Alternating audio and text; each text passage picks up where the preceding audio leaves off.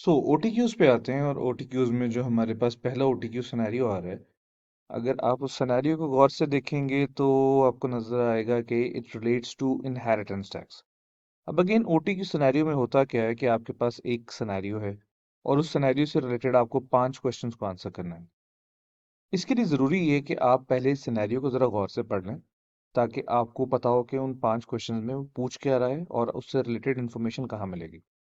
So let's read the scenario. Scenario में कह रहा है कि Thomas died on 11th of January 2024. Before his death, Thomas made two gifts during his lifetime. On 12th of April 2016, he gave a gift to his niece for her marriage worth £9,000. अब नीस को gift दिया है इसने life time में, तो इसका मतलब है ये पेट है। ये गिफ्ट दिया इसने 12th of April 2016 को। तो अगर मैं 11th of January 2024 से 7 years वर्क बैक करूं तो वो बनता है 2017 तक। So let's count 2023, 22, 21, 20, 19, 18, 17। तो इसका मतलब है ये जो गिफ्ट है ये 12th of January 2017 से पहले है, तो ये एग्जेम्प्ट है टेक्निकली। उसके बाद कहता है G he also made transfers to trust on 2nd of September 2016 worth £400,000 and paid the lifetime tax on it. His wife Sarah died in June 2008. Her unused nil red band was £62,400 and therefore available to be claimed by Thomas' personal representative after his death. अब इसकी wife की भी पहले death हो चुकी हुई है और उसका निल रेड बैंड जो बचा था वो 62,400 का था। अब अगेन कितनी अमाउंट अनयूज थी हमने वो नहीं देखना, हमने ये देखना है कि कितने परसेंट अमाउंट जो है वो मिनरल बैंड की बच गई थी। क्योंकि थॉमस की जब डेथ हो रही है यानी कि टैक्स ईयर 24-25 में, तो जितना 24-25 का मिनरल बैंड है जो कि करंटली £325,000 है, उसका उतने परसेंट उसको एक्स्ट्रा मिलेगा जितने परसेंट उसके स्पाउस का अनयूज था। Okay, moving on. At death Thomas estate was worth 16 million 1600,000, that's 1.6 million. This comprised of cash worth £500,000, ISA worth £50,000, premium bonds worth £250,000, a house worth £300,000 with a mortgage on it of £60,000। तो इसका मतलब है house जब value जब आप उठाओगे तो that would be 300 minus 60 तो 240,000 आएगा। अच्छा, अब निल रेड बैंड जो है वो रेजिडेंशियल वाला भी यूज हो सकता है अगर इसने स्टेट जो है अपने बच्चों को दी हुई, जो कि जिसमें स्पेशली घर आ रहा है। और रेजिडेंशियल निल रेड बैंड 175 इसको अपना मिलेगा और इसकी वाइफ क्योंकि डेथ हो चुकी हुई है तो उसका भी मिल जाएगा इसको। तो 175 प्लस 175 ये 350 बनता है। लेकिन जो घर है जिसके लिए residential nil rate band apply करना है वो 240,000 का है, तो इसका मतलब है मैक्सिमम 240,000 का निल रेड बैंड आएगा जो रेजिडेंशियल वाला है। उसके बाद कहता है कि and shares worth 300,000 and chattel as the reminder. The whole estate was left to his son, तो definitely residential nil rate band आएगा। फिर कहता है the nil rate band for the tax year 2008-9 is 312,000। अब 8-9 में इसकी वाइफ की death हुई थी और उस टाइम पे जो रिमेनिंग निल रेड बैंड बच गया था वो था 62,400 आउट ऑफ 312,000 पाउंड। तो इसका मतलब है अगर आप परसेंटेज निकालो तो दिस डिवाइडेड बाय दिस, ये आपको मिलता है 20%। तो इसका मतलब है जब इसकी डेथ हो रही है थॉमस की खुद से, तो 325,000 का निलट बैंड इसका अपना होगा प्लस 325,000 का 20% इसको एक्स्ट्रा भी मिलेगा जो कि 65,000 है। अब ये था सिनेरियो। अब एक एक रिक्वायरमेंट को देखते हैं।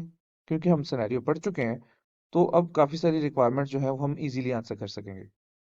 क्वेश्चन नंबर 16 की रिक्वायरमेंट में इसने क्या कहा है? Which of the following statements is true concerning inheritance tax exemptions for life time transfers. अब ये मुझे लग रहा है कि थियोरेटिकल पार्ट है इसका, शायद हमारे सिनेरियो के साथ ताल्लुक नहीं है। कहता है कि if potentially exempt transfers and chargeable lifetime transfers are made within the same tax year, the annual exemption will always be applied to the CLTs। ऐसा कोई चक्कर नहीं था क्योंकि हमने कहा था वो डेट वाइज देखना है, जो गिफ्ट पहले आएगा उस पर अप्लाई हो जाएगी। So that's wrong. सेकंड कहता है small gift exemption applies to transfers to both individuals and trust. तो स्मॉल गिफ्ट एग्जेम्पशन जो है वो इंडिविजुअल्स पे अप्लाई होती थी, लेकिन ट्रस्ट को जब आप गिफ्ट देते हो तो वो उस पर अप्लाई ये नहीं होती। उसके बाद कहता है, a gift in consideration of a marriage from individuals parents sibling is exempt to an amount up to £1000। Parent के सिबलिंग यानी कि अगर आपके पेरेंट्स के भाई बहन यानी कि आपके चचा ताया फूफो खाला मामू, अगर इनमें से अगर आपको कोई गिफ्ट दे रहा है तो उसमें से £1000 एग्जाम्प्ट है। यस, तो इसका मतलब है सी का आंसर बिल्कुल ठीक है। डी भी पढ़ लेते हैं।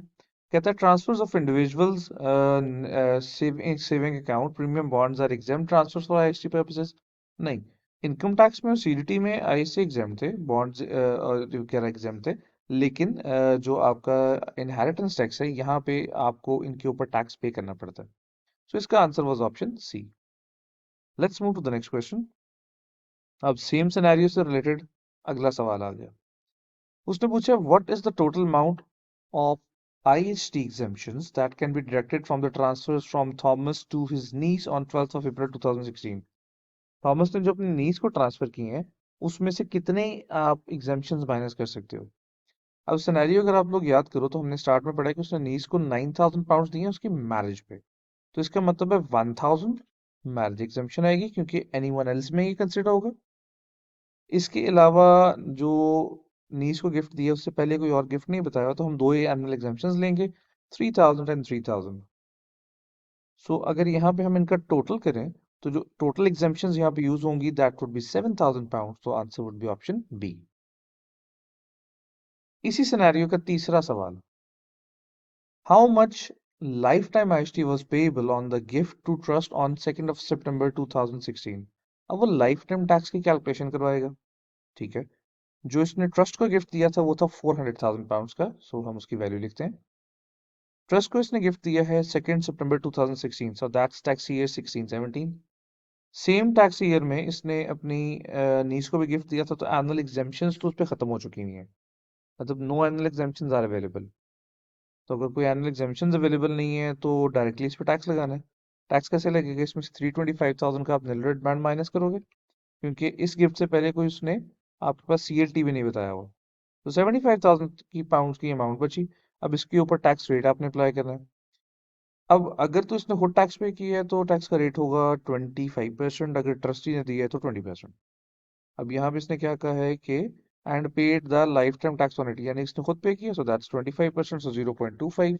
There you go. So 18750 is your answer, जो आप ब्लैंक में लिख दोगे 18750। नेक्स्ट क्वेश्चन पे जाते हैं। सो सेम सिनेरियो से रिलेटेड हमारे पास फोर्थ क्वेश्चन आ गया। यहाँ पे रिक्वायरमेंट में कह रहा है, what is the total nil rate band available when calculating the IHT on Thomas death state.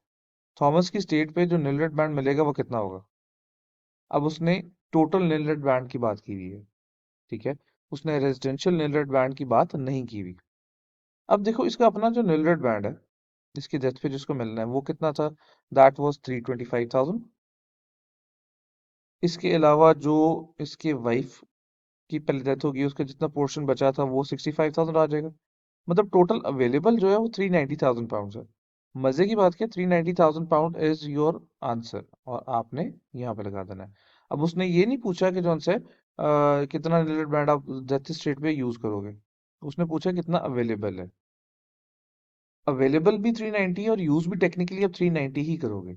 Reason being कि जो बाकी दोनों गिफ्ट थे वो डेथ के पिछले 7 साल के अंदर नहीं आ रहे थे, तो उसका नेलरेट बैंड का इफेक्ट कैंसिल हो जाता है। ओके, सो इसी OTQ का आखिरी सवाल, again that's a calculative one. यहाँ पे पूछा, what is the total available residential nil rate band when calculating the IHT on Thomas death estate if the relevant election is made. Residential nil rate band की हमने start में बात कर ली थी, 175 इसका है, 175 इसकी वाइफ का है, तो टोटल 350,000 बनते हैं। ऑप्शन बी आंसर बन रहा है, लेकिन मसला क्या था कि जिस प्रॉपर्टी के अगेंस्ट उसने क्लेम करना है वो प्रॉपर्टी 3 लाख की है जिसपे मॉर्गेज भी है। तो आप मॉर्गेज माइनस करने के बाद उस वैल्यू को देखो प्रॉपर्टी की, तो दैट्स 240,000, तो मैक्सिमम 240 का क्लेम करेंगे। That's it. ये हमारा पहला OTQ कंप्लीट हो गया। अब ये OTQ सॉल्व करने में हमें लगे ऑलमोस्ट 10 मिनट्स। और ये 10 मिनट क्यों लगे हमें, क्योंकि हमने पहले सिनेरियो को गौर से समझ लिया था। अगर मैं सिनेरियो को गौर से समझे बगैर इसको सॉल्व करना स्टार्ट कर दूंगा तो व्हाट विल हैपन, मुझे बार बार सिनेरियो को देखना पड़ेगा, पढ़ना पड़ेगा, तो वो मुझे टाइम ज़्यादा लगवा उसको लगवाएगा और उससे जो उनसे मुझे क्वेश्चंस गलत करने के चांसेस भी ज़्यादा हो जाते हैं। So first OTQ done, let's move to the second one.